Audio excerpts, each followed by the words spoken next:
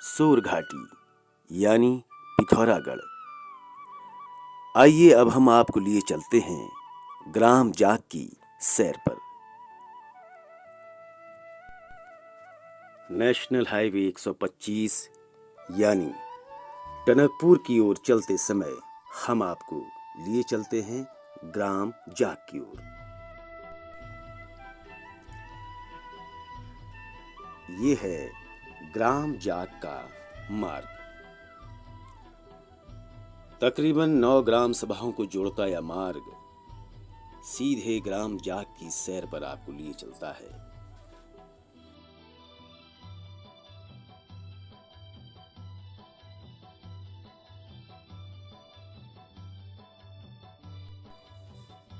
ग्राम जाग की सैर करते समय अनेक मनोहारी दृश्यों से हम रूबरू होते हैं। खूबसूरत पहाड़ों के बीच चारों तरफ से नजारा कुछ ऐसा दिखाई देता है।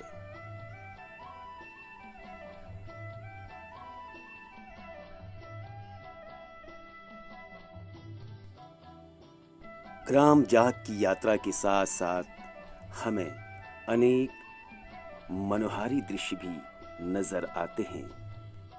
ये है थरकोट पट्टी, ग्राम जाग की राजस्व पट्टी। ऐतिहासिक धरोहरों में इस पट्टी का, इस परगने का जिक्र अवश्य आता है। इसी के समीप ही थरकोट झील का निर्माण कार्य भी चल रहा है।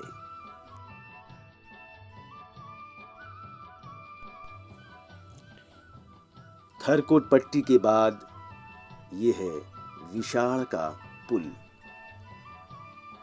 इस पुल के बाद ग्राम जाग और भी नजदीक नजर आने लगता है।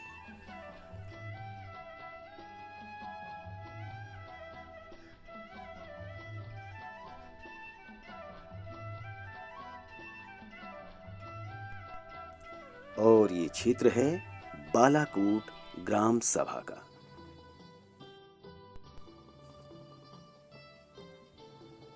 बालाकोट का ये क्षेत्र काफी विस्तृत इलाके में बसा है।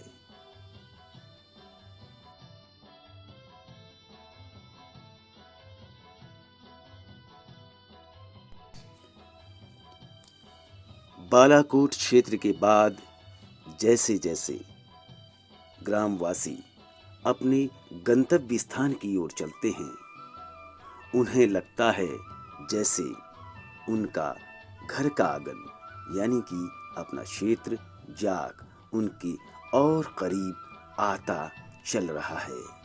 ऐसा उनको लगता है इन प्राकृतिक दृश्यों को देखने के बाद, जब कभी यहाँ से जाग एक कोस की दूरी पर रह जाता है। और ये क्षेत्र है ग्राम रोड़ा गांव। रोड़ा गांव के बाद तो लगता है जैसे जाग एकदम नजदीक आपके पास खड़ा है। यहाँ तक लोग सैर सपाटा करने रोज आते हैं। हालांकि एक जमाना था जब जाग से पिथौरागढ़ की दूरी पैदल ही की जाती थी।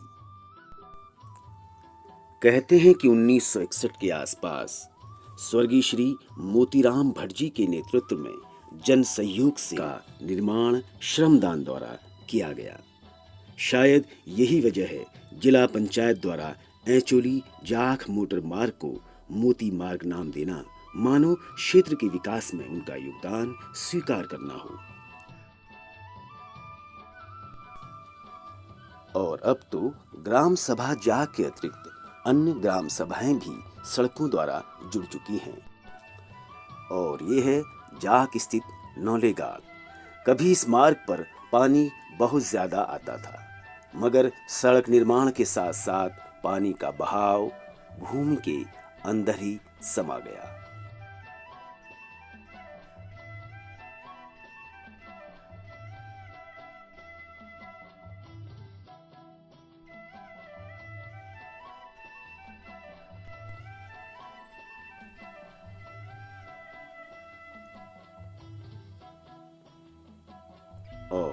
अब हम आ पहुंचे हैं ग्राम जाक।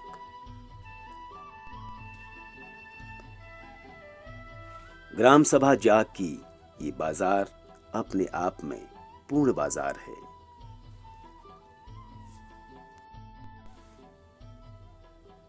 बुनियादी जरूरतें इस बाजार में पूर्ण रूप से उपलब्ध रहती हैं।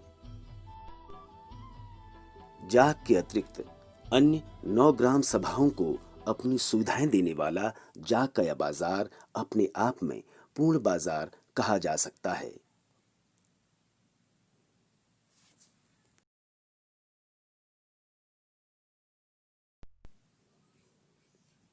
ये है ग्राम जाक की मुख्य बाजार। हर एक वस्तु यहां पर आसानी के साथ उपलब्ध हो जाती है। समीप ही स्थित है भारतीय स्टेट बैंक शाखा जाक। 1988 में स्थापित भारतीय स्टेट बैंक शाखा जाक अपनी सेवाएं आज ग्राम जाक के अतिरिक्त अन्य 9 ग्राम सभाओं को भी दे रहा है। और इसके ठीक सामने स्थित है आदर्श ग्राम पंचायत जाक। 1956 के आसपास ग्राम सभा जाक एक स्वतंत्र ग्राम सभा बनी। इससे पूर्व ग्राम सभा जाक पुरान एक ही क्षेत्र के अंतर्गत मानी जाती थी।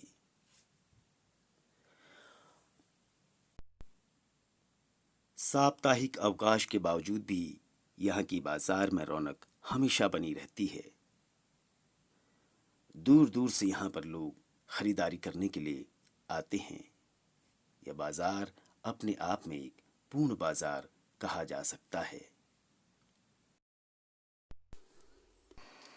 शाम होते होते जाक कुछ यूं नजर आता है।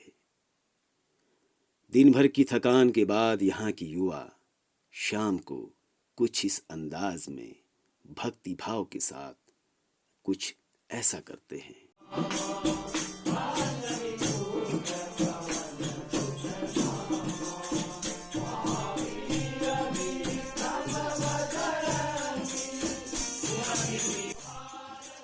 यहाँ की युवा अक्सर भजन कीर्तन के द्वारा अपने भावों को प्रकट करते हैं।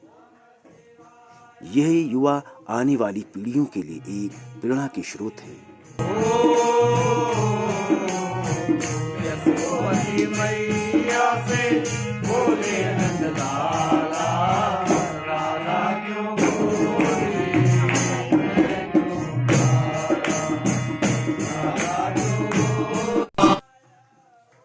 राधा क्यों गोरी मैं क्यों काला, चाहे ये शब्द हों चाहे ये भाव, मगर इनका एक ही भाव है, भक्ति भाव से, भजन से अपने मन को, अपने हृदय को भगवान के, ईश्वर के चरणों में लगाना।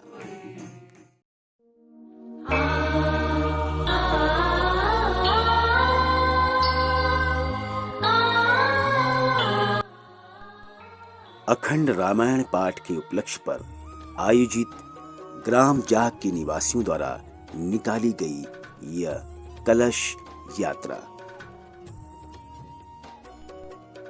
मांगलिक कार्यों में पहने जाने वाले इन सुंदर परिधानों के बीच ये महिलाएं अपने भक्ति भाव से मर्यादा पुरुषोत्तम भगवान राम की इस कथा को सुनने के लिए एक परिक्रमा कर रहे हैं। मगर यह परिक्रमा उनकी भक्ति, उनकी श्रद्धा और उनके भाव को प्रकट करता है। ग्राम जाकवासी अपने इस भावों को, अपने इस त्योहारों को समय समय पर अलग अलग तरीके से कुछ इस अंदाज में बयां करते हैं। और ये सुंदर दृश्य है हरियाला त्योहार का, हरियाली तीज का। स्थानीय पर्वों में हरियाला का अपना विशेष स्थान है। इस वर्ष में पंच अनाज का बीज बनाकर बोया जाता है, फिर उससे सिर पूजन किया जाता है। यह त्योहार श्रावण संक्रांति को मनाया जाता है। और यह है कृष्ण जन्माष्टमी का डोला। भाद्रपद में कृष्ण पक्ष की अष्टमी की तिथि को मनाया जाता है। इस तिथि को श्री कृष्ण जी का जन्म हुआ था। इस दिन गांव में श्री कृष्ण का डोला बनाकर पूरे गांव में हर्षोल्लास के साथ घुमाया जाता है। और उसकी महाआरती उतारी जाती है। शाम को प्रसाद वितरण कर श्री कृष्ण के भजन कीर्तन गाए जाते हैं। और ये है सातों आठों का पर्व। भाद्र माह की सप्तमी अष्टमी को मनाया जाने वाला यह पर्व माँ गौरा और महेश्वर की आराधना के साथ शुरू होता है। कहते हैं कि माँ गौरा सप्तमी को अपने मायके जाती हैं तो उन्हें मनाने के लिए भगवान महेश अष्टमी को जाते हैं। इसी पर्व को बहुत ही धूमधाम के साथ स्थानीय निवासी हर्षोल्लास के साथ, लय के साथ, सुर के साथ मनाते हैं।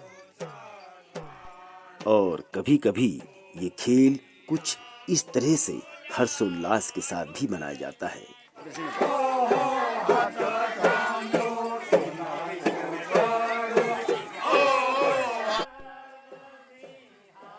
यह जोड़ा पुरुष और महिलाओं द्वारा अलग अलग तरीके से हर्षोल्लास के साथ गाया जाता है और खेला जाता है।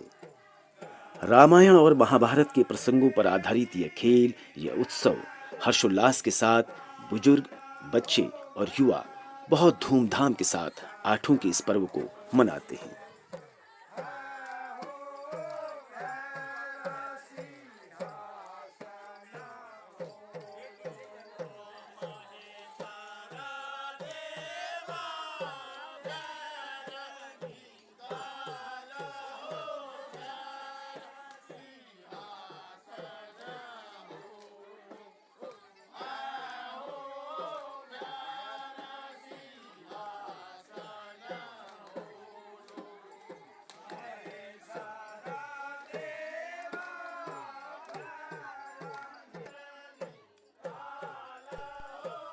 गांववासी अपने सुर और लय के साथ भगवान महेश्वर यानी भगवान शिव शंकर को सिंहासन देने की बात अपने इस गायन में कह रहे हैं।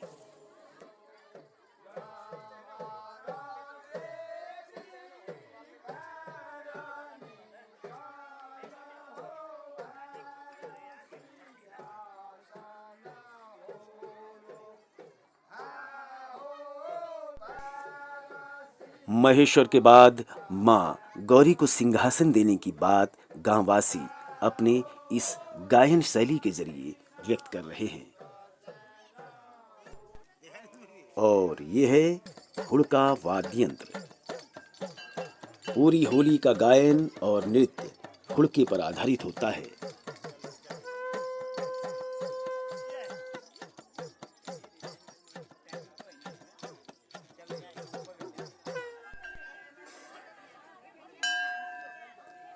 अब ये शोभा यात्रा माँ गौरी और महेश्वर की माँ भगवती के प्रांगण की ओर चल पड़ी है।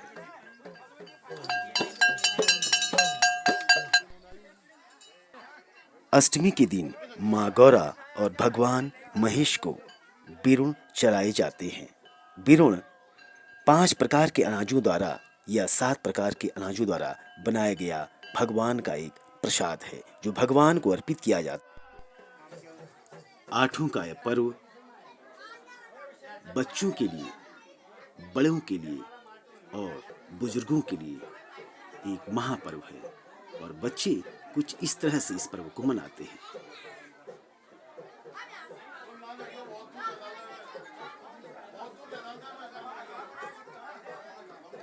धूमधाम के साथ मनाया जाने वाला यह पर्व, आठों का पर्व, हर्षोल्लास का यह पर्व हमेशा से जाख निवासियों का एक विशेष पर्व रहा है।